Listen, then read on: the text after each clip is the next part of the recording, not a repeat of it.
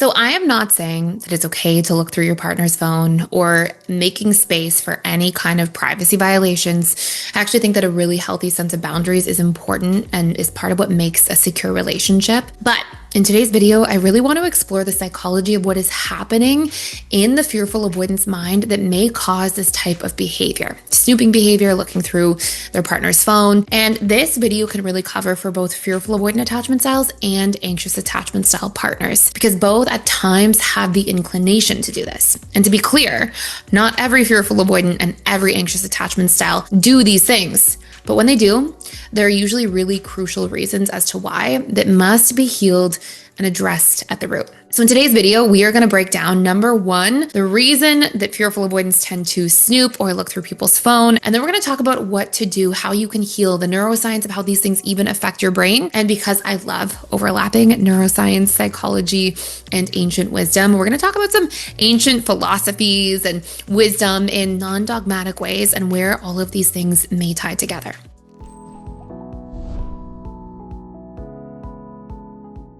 Here are a few of the things that you want to start by learning first, especially if you are the one doing the snooping. Fearful avoidants tend to snoop because they fear betrayal. So they're essentially scanning for evidence to prepare themselves for rejection, which is a form of creating self-preservation, essentially. Now, this is a really painful cycle that comes from core wounds in the past. And anxious attachment styles tend to engage in these behaviors because they're fearing abandonment and essentially trying to be able to get ahead of it and prevent it from happening. Now, I like to use this analogy of the bear in the woods. And I want you to imagine that you see a bear in the woods and you run away and you're safe, thank goodness. But the very next day, you have to go back into the woods. Well, what happens? Every time you hear any little sound in the bushes anywhere around you, you think, oh my gosh, it's a bear, and you prepare, you brace yourself, right?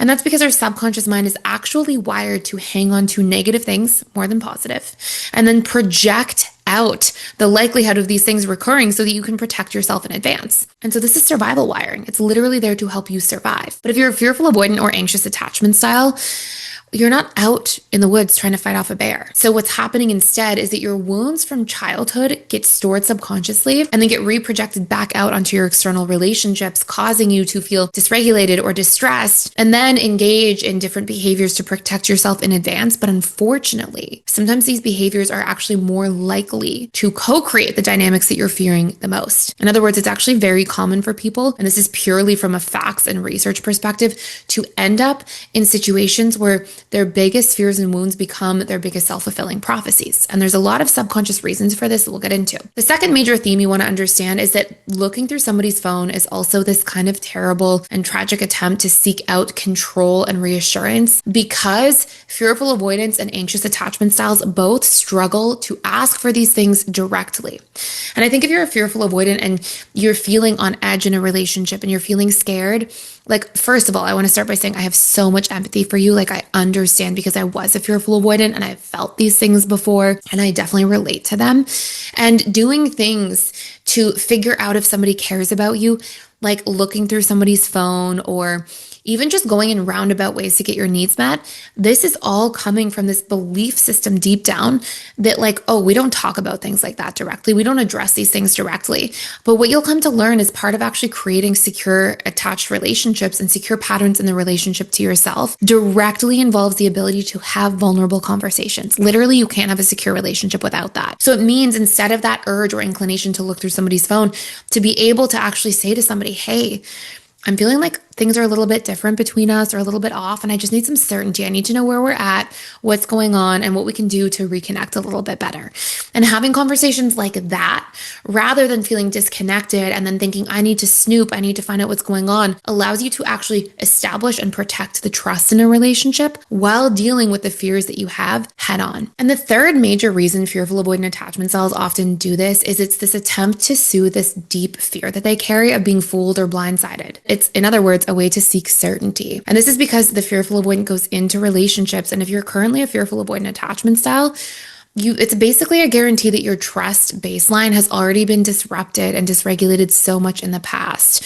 In other words, it's very common that as a fearful avoidant, unfortunately, your trust was shattered at some point along the way. It's like you have trust that's fragmented everywhere and you don't know how to trust. And so you seek for these ways to try to figure out if you can trust. And it's like you collect all the evidence and data and information and watch all the patterns hyper vigilantly and closely to see if maybe it's safe enough for you to open your heart. But that will never heal you. You can't heal an inside wound with external behaviors. We can only heal these wounds inside of ourselves by addressing the subconscious mind, by actually rewiring these wounds, these belief systems that people will always betray you eventually, or that people are going to fool you and leave you feeling stupid or foolish, which are both big core wounds. And also this fear that eventually people are going to abandon you and you can't trust them to stick around. You can't rely on people. All of these are deep fears. Now we're going to get into what you can do at a high level, but I actually just want to say on that note that if this is something that you're struggling with, you can actually check out a course fully for free. You'll be able to get through it in 7 days. You get a 7-day free trial.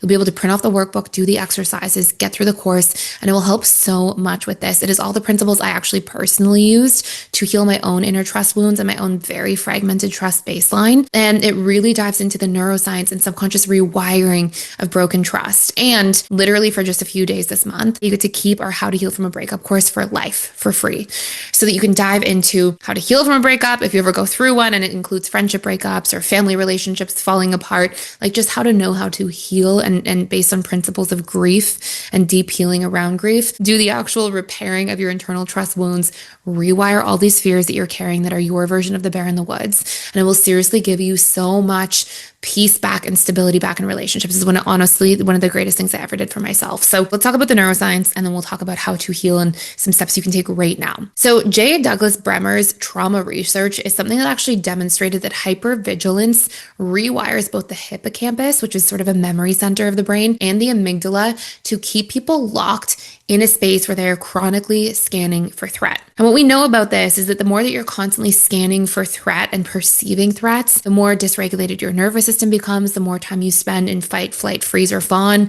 and the higher your cortisol levels are actually elevated. So this is not a healthy state to be in. And there was a study done in 2005 at the University of Bordeaux in France that demonstrated that overactivation of the amygdala in trauma survivors, but including attachment trauma survivors, showed that snooping is basically an overfired threat detection circuit at work. In other words, these are ways that you are trying to cope, to feel safe, to feel like you can survive. These are not things that you're consciously trying to do, or that you're like, oh, who cares? It doesn't matter what somebody's boundaries are. These are things that are coming from deep coping because of deeper things that are rooted in your subconscious mind that you're still carrying. And you have to ask yourself the question sometimes, if something happened to me decades ago, how is it possible that this is still showing up in my life now?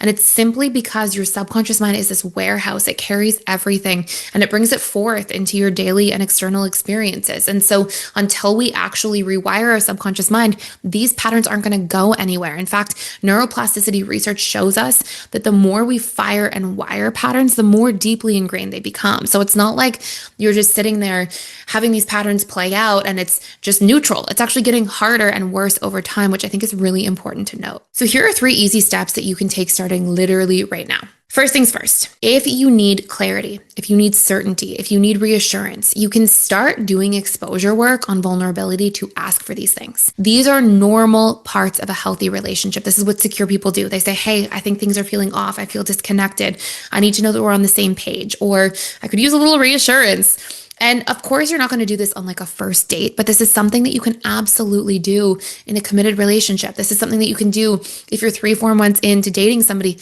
Hey, I need to know that we're on the same page moving forward because I am developing real feelings for you. And so I want you to practice titrating this. You don't have to go full vulnerability, right overnight, because I know how hard and how confronting that can feel. But practice asking for things in really small doses. So again, you might say to somebody something like, hey, I'm really enjoying our connection and spending time with you, and I'm hoping that you're feeling the same way.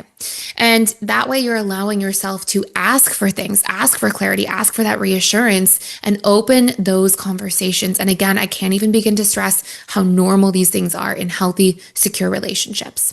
The second thing that you can do is, if you're not sure that somebody could be betraying your trust, set healthy standards and open the dialogue around trust and boundaries early. So for example, you might have a conversation where you say, hey, I'm feeling really connected with you and I could see maybe a potential future with us together. And I want to just have a conversation about what standards we carry in regards to trust and boundaries. For me, it's really important that we treat each other's boundaries with care and that we're not in a relationship where we're texting other people or flirting with other people over text or anything like that. I wanted to know where you stand and what your thoughts are. And that way you're actually getting your clarity, your certainty met directly through open dialogue rather than being in a place where you feel like you're trying to get it indirectly. And I want to be really clear about something. The less we feel comfortable asking for something, communicating directly, the more the subconscious mind, because it is a needs meeting machine, will essentially rely on very indirect tactics or techniques. So essentially, if you don't feel comfortable having those conversations, your subconscious mind is still going to be driven to get its needs met. And it's going to go in these roundabout ways, like looking for through your partner's phone for certainty or for security, rather than being able to address it directly. And the more indirect we are, the stronger the downsides to the relationship become. In other words, the less you're doing things directly through communication, the unhealthier behaviors we use to get those needs met are usually quite destructive to a relationship, as you can see with looking through a partner's phone and how that can obviously destabilize trust over time. Now, the other really important thing is that you want to be able to rewire your subconscious wounds, your fears. You can't keep carrying them with you. They're wreaking havoc on your life. And I know this because I was a fearful avoidant. So you want to be able to dive into these ideas that you're constantly going to get betrayed or abandoned or have the wool pulled over your eyes and feel stupid or foolish, that you're not emotionally safe to be vulnerable, or that you can never really rely on somebody. All of these things are acting as essentially an invisible prison that are stopping you from creating the relationships that you deserve, starting with the relationship to yourself and how you talk to yourself and what your own internal dialogue looks like. So it's really important to do that rewiring work. And again, like I said, if you want to dive into that course for free, you can check it out for free, dive into all the trust stuff. And it's all about the neuroscience of rewiring those subconscious core wounds, because your subconscious mind runs your life. It is responsible for 95% or more of all of your beliefs and thoughts and emotions and daily actions and habits. So it's so important to understand how it works and how to address it. Now, to tie in some ancient wisdom here, because I love this stuff, the Tao talks to us about how he who conquers others is strong, but he who conquers himself is mighty. And I think this really illustrates the power of us being able to conquer our own internal world rather than try to fix how we're feeling by dealing with outside things. If you keep going to regulate and soothe your fears around trust or betrayal by looking through somebody's phone or doing things that are actually taking you out of your power. And I think this really illustrates that your power lies in responding, not controlling.